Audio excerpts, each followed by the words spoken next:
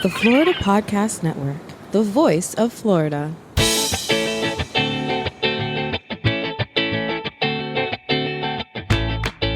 Welcome to episode 23 of the Florida Podcast News Show on the Florida Podcast Network. Florida Podcasting News keeps you on the inside of Florida's podcasting industry. On today's episode, we'll be talking with whom else but one of our favorites, Krimitsos. I mean, goodness, through all of this that's been going on, if there is anybody who can come out of this pandemic and this shakeup of our world, like bigger and better than ever, it's this guy. And he's done something unbelievable for the podcasting industry. And we'll be talking to him all about it on today's show.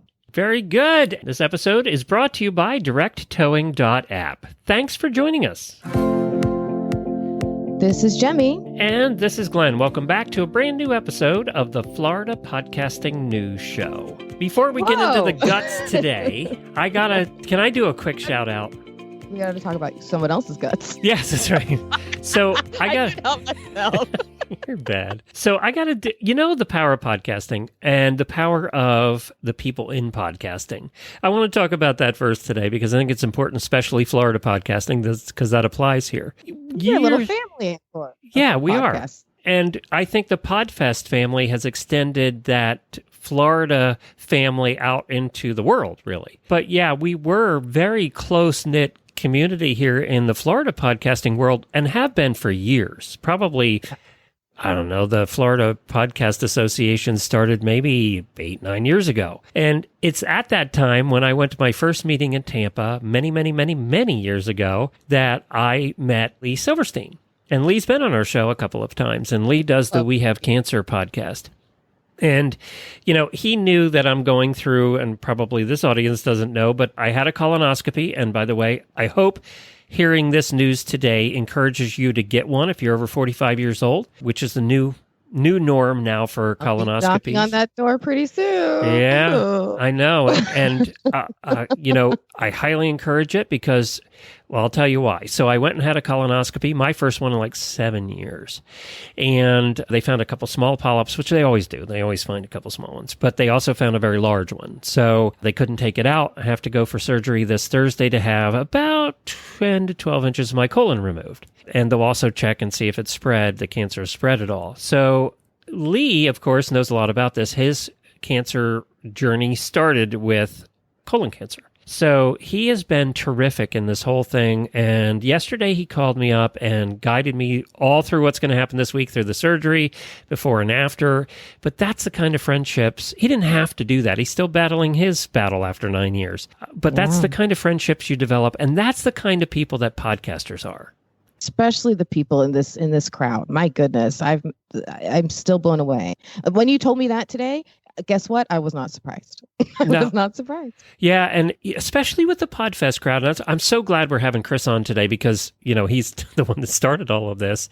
Right. But it is a community, and it really has developed into a community. I don't know so many people from the other podcasting conferences. We know a ton of people from this one. And I can't tell you how many of those same crowd I've heard of since I made this announcement, or I've heard from, asking how I'm doing, when's the surgery, all of that stuff. So I just wanted to thank Lee. I know he listens to this show. So Lee, you're a good guy and we really appreciate you. And guess what is now on my podcast player? We Have Cancer podcast is now on my podcast There you go. So yeah, Lee is going to be guiding you through this process with his podcast, much like Dave Jackson has guided you through the process of podcasting with his podcast. Now, you famously listened to Dave Jackson's podcast in the shower. So do you care to share with Lee? Yeah, do you care to share with Lee where you're listening to his podcast? Oh, I'll probably be listening from my hospital bed is where that's probably where I'll be listening, is in my hospital bed. I'm going to have to be in the hospital for 3 to 5 days. So I'll probably be catching up. Oh boy. Oh boy.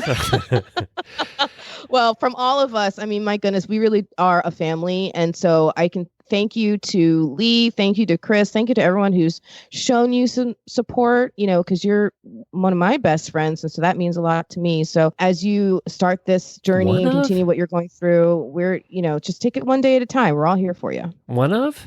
Oh, I'm sorry. Best friend ever, best friends forever. This is my makeup song. Yeah. I bad.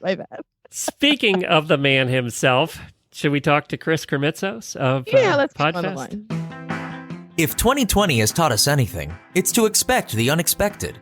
And as we all get back on the road to normal, there would be nothing worse than being stuck by the roadside due to an empty gas tank or a flat tire. The Direct Towing app is specially designed to help you escape this experience. Our app is easy to navigate, and you can request our services for both local and long-distance towing. All alone in Alligator Alley? Tap on Direct Towing. Tire trouble on the turnpike? Tap on Direct Towing. We provide professional, quality emergency towing services with zero membership fees. And we service all vehicles, ranging from compact cars through larger cars. So next time you and your family are in a roadside bind, rely on the Direct Towing app's 24-hour roadside assistance for emergency towing or gas services, flat tires, accidents, and other unforeseen mishaps. That's the Direct Towing app. Head to directtowing.app for more information. That's directtowing.app. Well, back with us is one of our best friends in all of Florida podcasting, and that's Chris Krimitsos. And we have to congratulate Chris because he's gotten super techie now and achieved a world record because of it. It's amazing. Yes. Congratulations, Chris. Thank you. Glenn, I'm glad you're mentioning that super techie. We didn't know how to use Zoom webinar before we started this. We figured it out on day one, and then we learned each and every day. It's kind of funny. I know that because I was there with you. So funny. That's right. You were on the first day. Yeah. We had to figure everything out. What officially is the record? sorry, What's the title now of your record? So the title is Largest Virtual Podcasting Event over a week's time. We set the record at 5,003. So we literally made it by 3 people. So if 3 people no-showed, we would not, basically 3 or 4 people no-showed, we would not have hit the record. Wow. That tells you right there. Do everything, people. Every email counts. Every social media post counts. Everything counts. Everything counts. That's amazing. By 3. Wow. Congratulations. Thank you. So yeah, in the Guinness World Record, Glenn, the adjudicators, so basically they have a team of adjudicators. They had to set the record. We thought it was going to be easy to accomplish until we got into it, and we really realized how hard that was. in a lot of rules and things, right? Yeah, well, not only that, it was in August, so part of it was like parents were worried about their kids going back to school, and there's just there's been a lot of things this whole year, so people paying attention to different things. So at that time, we thought it was going to be, people would be all excited, but people had Zoom burnout, or online burnout by that time. But we were able to really rally the base and get people excited and create things no one's seen before. So it was a lot of fun to get it by 3. This pandemic, people have had to, no matter what industry they're in, no matter what they do for a living, no matter what they do for life, for joy, for anything, the goal has been, okay, what do we do now? How do we figure this out now? How do we adjust? And people have been adjusting in some big ways, but nobody else is going for freaking Guinness World Record. Like, talk about a huge push towards, I'm just going to make like the best lemonade I can out of these lemons. Like, where did this idea even first come up? Well, our mutual friend Gabe Aloisi, after we did a 1-day summit just to test, and it was in May. 874 or 5 people showed up for that. It was a 1-day. It wasn't even live. It was a pre-recorded summit, but we would launch the pre-recordings live on that day. And I got kind of cocky, like, wow, we could probably get 2,000 people if we really tried. And Gabe was like, well, you always talk big. Why don't you go for a Guinness World Record? I'm like, well, that's kind of ballsy. I don't know if I do that. He goes, well, he used my own words. He goes, what's stopping you? I go, okay, good point. Let me call them up. So I sent them an email. And as it turns out, they're transitioning their model because there's no physical events. And they're like, yeah, we're definitely interested in a virtual record in the podcast space. Let's talk to our adjudicators. They always talk about like the rules committee. And then they said, we'd be interested if you're interested. And then we co-created it. And then, I don't know, Glenn, I probably told the 2 of you about it, but I held it back because I was nervous. So by the time I pulled the trigger, we only had 5 weeks to not only get all the speakers on board, but to promote. It was an insane, over 330 presenters, 2 weeks, a pre-week and a main week. It was amazing. And we were able to make it. I don't think I don't want to say this like, I don't think if we did it 2 weeks later, we would have hit it, because by then kids started going into school and it created a lot of calamity for parents. And I'm a parent, and I know, Jemmy, you are. Like, I could see it would have been a lot tougher to hit it 2 weeks later. So we did it. We knew we had to rush to do it while people were still home, so they had something to look forward to. And we're very grateful that our community showed up and supported it. So just tell us a little bit more about what that event was, like what was covered, because we really want to encourage people to make sure that, especially in this space, like you have to follow Podfest and you, Chris, and everything that's going on so they don't miss big, cool things like this. So what was actually covered? Because it wasn't just about hitting the world record. It was actually also about giving out really awesome information for making a really cool event. So we basically looked at the iTunes categories and created what we call microcons, but sub-conferences for as many different categories as we could find that leaders would step up into. So we had 3 different languages spoken. We had Lily Wong doing one in Mandarin. We had 3 Spanish tracks speaking, and we had a voiceover track. We had a fitness track. We had a She Podcast. They did an event. We had an editor track. We had a startup track, a tech track. So it was like anything you could imagine for the beginner and also for the 201 podcaster, audience growth. We had all kinds of tracks. Geolocal, Glenn's favorite, like Geolocal, which is big. That was actually, Glenn, number 3 ranked track. People liked that. That was one of the most, when the Hoover stats came back, we were surprised to see that. So a lot of people looking at that now. But Glenn's been talking about it for like 5 years. And now people are catching up. So it's been really interesting to see. We also had a sex communicator track for people that talk about I missed that sex one. and relationships. That was actually really interesting. And then how did I miss that? I should have got a special invitation. Jeez. Sean Lee led that, and then we had a FaithCon Spark. Back to back. They were at the same time. They were separated. Yeah, that would be funny if they were running. We had Black podcasters. Wait a minute. Did you do the sex track first and then everybody transitioned into the religious track? Is that how it worked? No. What a lead-in. No, it was we separated by a few days. But was there absolution and confession in between? we had a comedy track in between. Yeah. There you go. But that sex track, it's a big space right now in the podcasting world.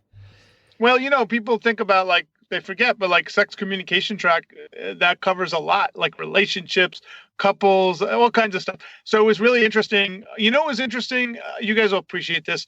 No one's ever given them a platform. So they were like, holy crap, you're actually going to give us the floor and we could talk about how to help our fellow, because we're helping our peers, our fellow communicators. So I know people like giggle and laugh about the topic, but it was about helping other communicators. And it was amazing to see how many people were like, oh my God, thank you for not like putting us in the basement and giving us a platform. The other one was, there's a lot of puns there. Yeah, I was going to laughing. Yeah. Did you notice how quiet I got? As I said it, I was like, well, that was not the best. Depending how you look at it. The other one was, what was the other one we did? Audio drama. So audio drama is that's always put on a really big track.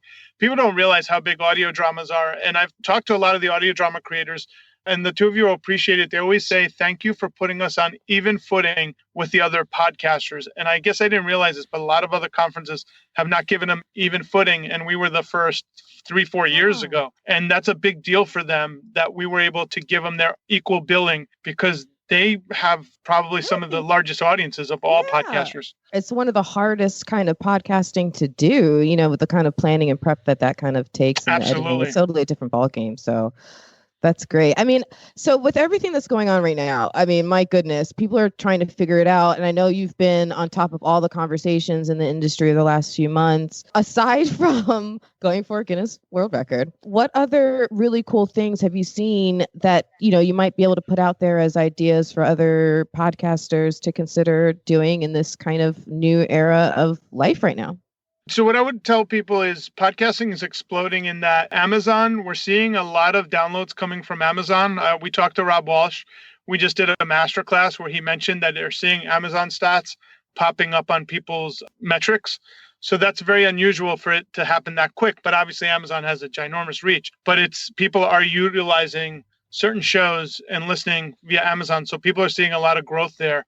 So right now is a really great time to get involved. And Spotify, love them or hate them, they're growing. Like their download numbers, that people are starting to see a lot of Spotify numbers coming online. So what I would actually tell a podcaster is if you have a message, think about the strategy, and that there's so many different ways to go about the strategy. But if you have a good product, invest in marketing your podcast. So if you could invest some dollars to buy some subscribers, and what I mean by that is advertise on some of these players, it could help you get a leg up. And right now it's fairly economical to get subscribers through these players. So I'm talking about the podcast players. And the reason why I'm mentioning this is Jemmy and Glenn and myself, we started a while back when things were different. Now it's very competitive. So if you can invest a couple of dollars to stand out, I think it's a worthy investment if you're looking to really build a large show quickly. If you're doing it as a hobby, just enjoy the hobby, get to know all the things that are out there and have fun with it. But if you're looking to grow, I would utilize it like a business and put some money behind it.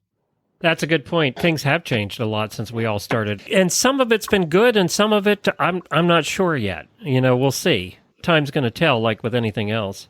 For me in particular, I never had competition in the horse world, podcast-wise, until about 2 years ago. And now there's a bunch of them. Now everybody has them. Now, some have come and gone already.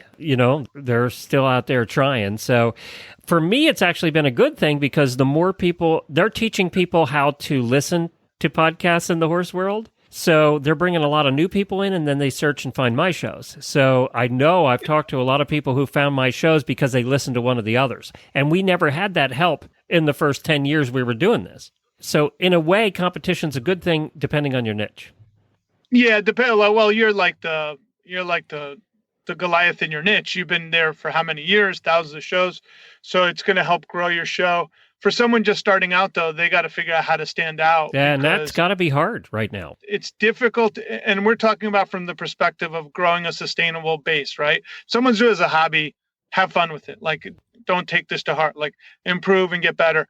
But Katie's meditation podcast, for instance, it's ginormous at this point. It's going to be very tough to compete with what she's built because she had Biz Women Rock prior to it, and she's also investing in ad money and growing it. So it really depends on what niche you're going after. And if you could, I would say, Glenn, if someone could, like, if I could pay to be in your network and be part of your network, I mean, it saves you so much trouble than actually trying to start something from scratch. Now is when I think other people need to partner up with more seasoned podcasters if they're looking for a decent sized audience right out the gate. Don't get me wrong. There's tons of niches still waiting to be had that no one's even done a show on.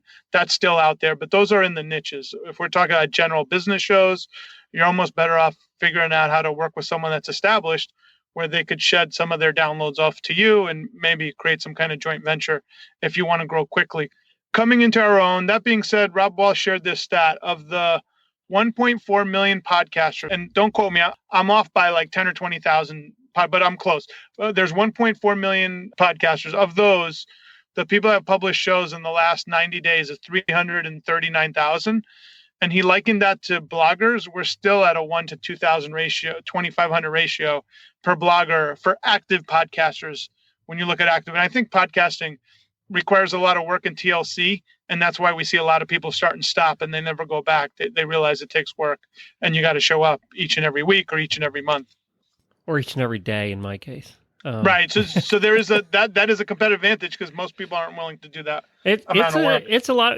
Jemmy and I have been saying that since the beginning. Everybody we talk to, and I know everybody that she consults with over at Flintstone Media, we tell them the same thing. This is more work than you ever think it's going to be if you want to do it and succeed. If you're just doing it for fun and want to put as much effort into it as you want to, that's great. But if you want to succeed, if you maybe want to someday make some money on it, it's going to take more than you think. Chris, I'll remember, and probably Jemmy was there. I remember one of the talks I did at Podfest years ago, somebody asked me how many hours it takes for pre- and post-production for every hour on the air. And I said 10 to 12, and the audience laughed. And then I had to point out it is 10 to 12 if you consider marketing and everything you have to do for that podcast, booking your guests and everything else, it's 10 to 12. And nobody's laughing at that anymore.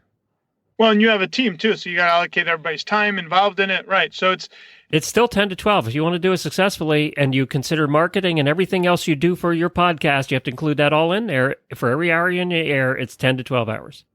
Yeah, my wife Katie puts at least 35 hours a week. There you go. So like, yeah, when you say it, right, because she's always, if she's not creating the podcast, she's marketing it. Well, people or don't she's look doing at something that. around that, or dealing with advertisers, because that also takes time. People you got to don't look at negotiate that. and talk to your advertisers. Yeah.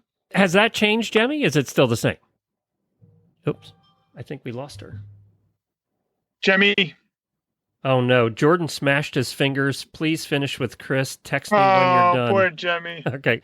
Well, it looks like Jemmy got called away here real quick, Chris, and we'll wrap up. I don't know what's happening at the Jemmy household, but it's been great talking to you again. It's been fun. It's been a little while. When is Podfest next year? Is there a physical date set? Yes, June 9th through the 13th. We're going to put down the exact dates within that range, but it's somewhere.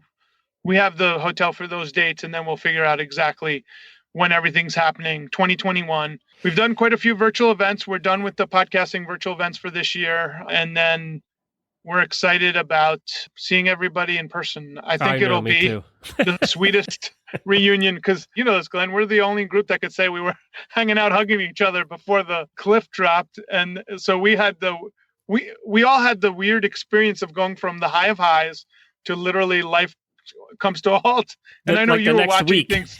Yeah, you and I were watching. Literally, it was the next day, because you remember the cruise ships were on 24/7, and no one left their home. Let's be honest. Next week was when it was official, but that very next day on Monday, I don't think anyone was leaving their home, because they were just showing cruise ships stranded and passengers everywhere. We were literally the last conference in Orlando, I think. We were, because everything around us was canceling after us as well, and we all got lucky. We got very lucky. We got to see each other. No one got sick. And now I'm hoping to be the first conference back next year, which I think we will be it.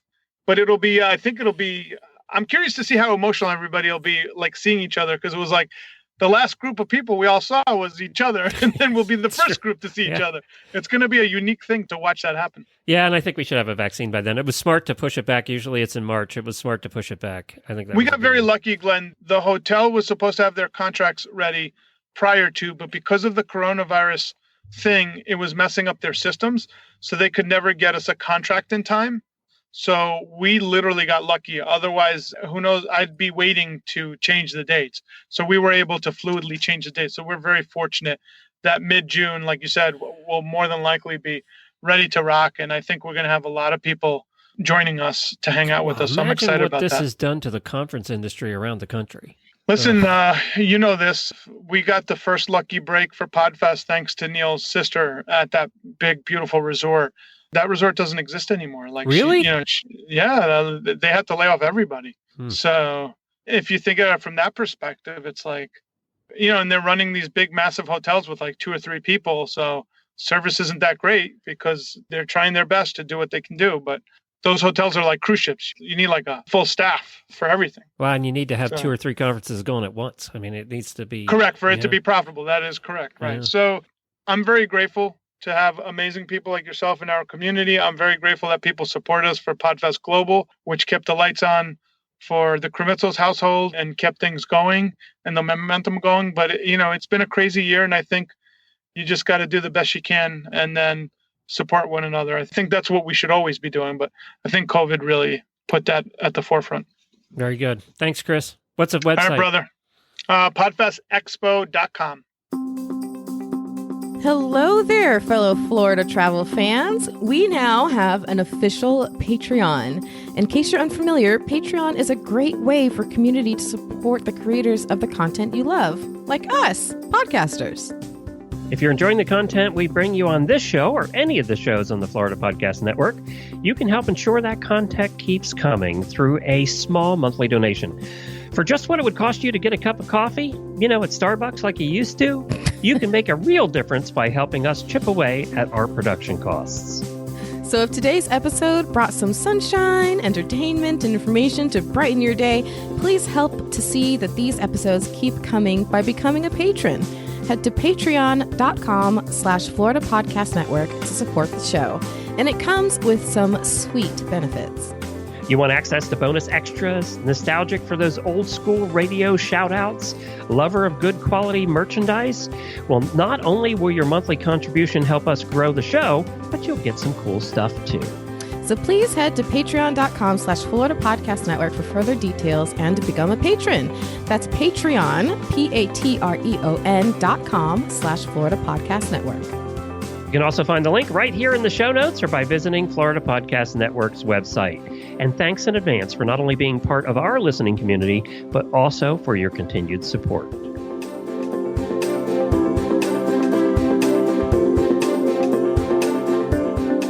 Well, I'm back. Look at that. I returned. Is everything okay? All smashed fingers and all? My son, Ice Max, he is back at virtual school. Things are rocking and rolling. We're back. So thank you so much to Chris for joining us, and then mostly you, and then me again on this show. It was really great. As he mentioned, we want to make sure to highlight to definitely submit your podcast to Amazon. If you haven't done it yet, get your podcast onto that platform.